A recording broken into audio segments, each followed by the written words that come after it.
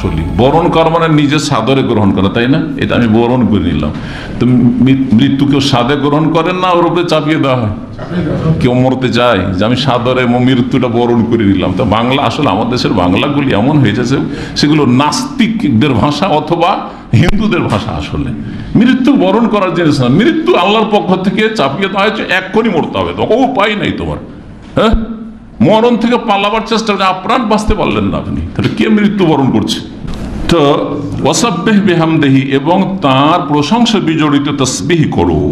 এই তাসবিহ হচ্ছে ফেরেশতাদের তাসবিহ।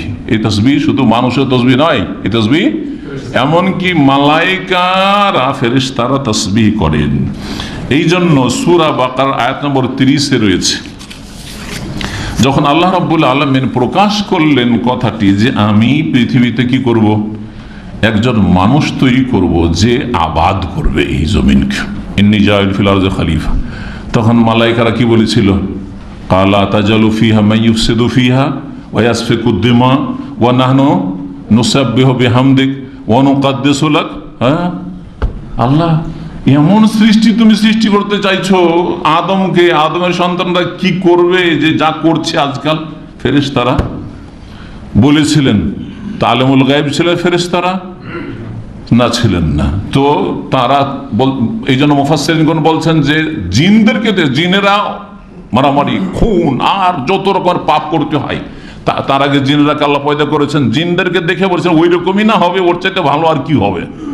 তো এই জন্য বলেছিলেন অনুমান করে, আর না হলে আল্লাহ জানিয়ে দিয়েছিলেন। হয়তো এখানে সংক্ষেপে বলা হয়েছে যে আমি একজন খলিফা তৈরি করব, তার অনেক সন্তান সন্ততি পৃথিবীতে ছড়িয়ে পড়বে, আর তারা অনেক ভালো কাজও করবে আর অনেক পাপ মন্দ কাজও করবে। হয়তো সব বলে দিয়েছেন, এটাও হইতে পারে।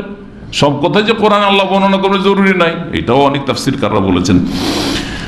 তখন ফেরেশতারা বললেন যে আল্লাহ, তোমার বান্দারা আদম সন্তানরা তসবিহ করবে, জিকির আজকার করবে, ইবাদত বন্দেগী করবে, এটাও করবে, আবার শিরক কুফরিও করবে, তারা খুনও করবে, ফাসাদ করবে, বিপর্যয় সৃষ্টি করবে, সমস্ত রকম অন্যায় কাজ করবে। তো দরকারটা কি ওদের তৈরি করার? আমরা তো আছি, আমরাও সব করবো না? আমরা ফেরেশতারা না চুরি, না ডাকাতি, না বেঈমানি, না শিরিক, হ্যাঁ, কোনো পাপের ক্ষমতা নেই, পাপই করবো না। আমরা সবসময় কি করছি? ওয়া নাহনু নুসাব্বিহু বিহামদিকা, আমরা তোমার প্রশংসা বিজড়িত তসবিহ করছি, ওয়া নুকাদ্দিসু লাক, আর আপনার পবিত্রতা ঘোষণা করছি। তখন আল্লাহ বললেন ইন্নী আ'লামু মা লা তা'লামুন, অতটা জানো না যতটা আমি জানি, আমি যা জানছি তা তোমরা জানো না।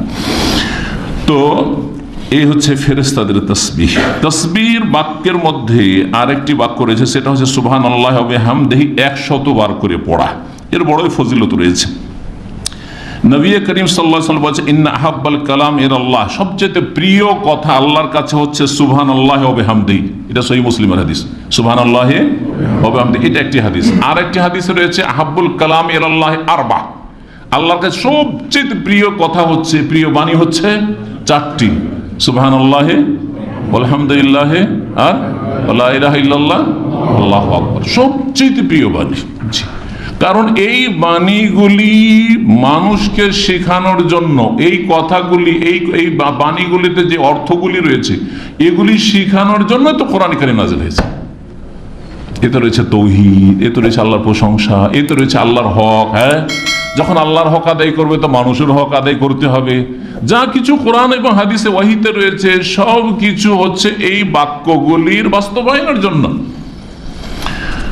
তো এই হচ্ছে নবী সাল্লাল্লাহু আলাইহি ওয়াসাল্লামের হাদিস। প্রিয় যে কথাগুলি আল্লাহর কাছে, তার মধ্যে একটি হচ্ছে সুবহানাল্লাহি ওয়া বিহামদিহি। নবী সাল্লাল্লাহু আলাইহি ওয়াসাল্লামের বুখারী মুসলিম আর একটি হাদিস, সুবহানাল্লাহি ওয়া বিহামদিহি যেই ব্যক্তি দিনে 100 বার করে বলবে, হুত্তাত খাতায়াহু, তার সমস্ত গুনাহ ঝরে পড়ে যাবে বা ঝরিয়ে দেওয়া হবে।